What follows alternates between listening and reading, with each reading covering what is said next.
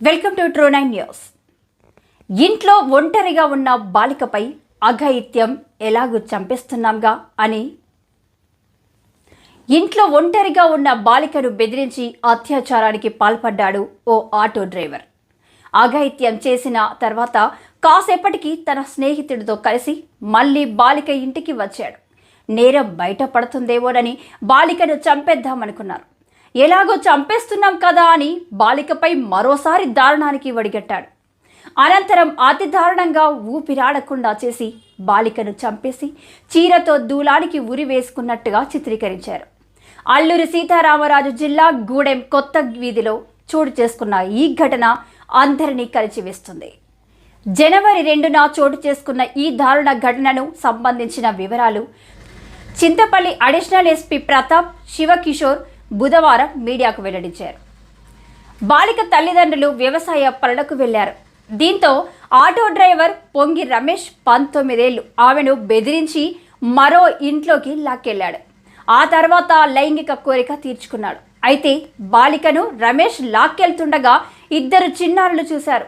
చిన్నారుల ద్వారా బాలిక బంధువుల ఒకరికి విషయం తెలియడంతో ఏం జరిగిందని బాధితురాలని నిలదీశారు. దీంతో రమేష్ తనపై చేసిన దారుణాన్ని బాలిక చెప్పింది. ఇదిలా ఉండగా కాసేపటి తర్వాత రమేష్ తన మిత్రుడైన మరో ఆటో డ్రైవర్ సీతన్నతో కలిసి తిరిగి బాలిక ఇంటి వద్దకు వచ్చారు. బాలిక తల్లిదండ్రులు ఇంటికి వచ్చేలోగా ఆమెను చంపేద్దామని నిర్ణయించుకున్నారు. ఎలాగో ప్రాణాలు తీస్తున్నాం కదా అని 2 కలిసి ఆమెపై మరోసారి అత్యాచారం చేశారు. బాలికను ఊపిరాడకుండా చేసి హత్య చేసి అనంతరం గొంతుకు చీరతో ముడివేసి ఆత్మహత్యగా చిత్రీకరించేలా దూలానికి వేలడదీసి వెళ్లిపోయారు. సాయంత్రం ఇంటికి వచ్చిన బాలిక తల్లిదండ్రులు దూలానికి విగత జీవిగా వేలాడుతున్న కుమార్తెను చూసి కన్నీరు మున్నీరయ్యారు. ఆ తర్వాత రోజు అంత్యక్రియలో భాగంగా బాలిక మృతదేహానికి స్నానం చేపిస్తుండగా ఆమె శరీరంపై గాయాలు కనిపించాయి. దీంతో బంధువులకు అనుమానం వచ్చింది.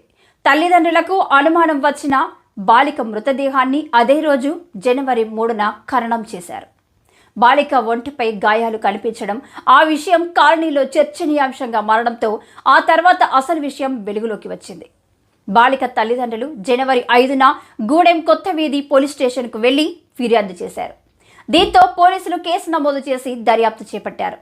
సిఐ అశోక్ కుమార్ మరియు ఎస్ఐ అప్పలనూరి గ్రామానికి వెళ్లి పలువురిని విచారించారు. ఖననంన చేసిన మృతదేహాన్ని రెవెన్యూ అధికారులు వైద్యుల సమక్షంలో బయటకు తీయించి పోస్టుమార్టం నిర్వహించారు. దర్యాప్తు జరుగుతుండగానే నిందితులిద్దరూ ఎలాగైనా తమ పేర్లు బయటపడతాయని వీఆర్ఓ సహాయంతో పోలీసుల ఎదుట లొంగిపోయారు. నిందితులపై ఫోక్సోతో పాటు హత్య కేసులు నమోదు చేశారు. కఠిన శిక్ష పడేలా చర్యలు తీసుకుంటామని అడిషనల్ ఎస్పీ ప్రతాప్ శివకిషోర్ చెప్పారు.